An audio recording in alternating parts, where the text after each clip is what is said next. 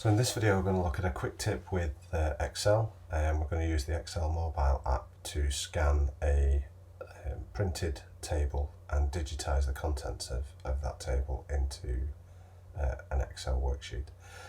So in the app we click on the scan button as shown. We then fire up the camera and we place our green icon around our text and then hit confirm. We can resize the crop tool to the table. It then extracts the data.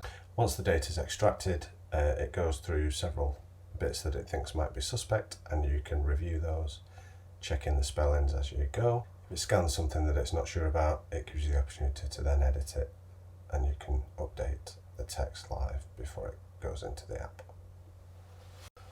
Once you've reviewed all your data, the data is then presented in Excel for you.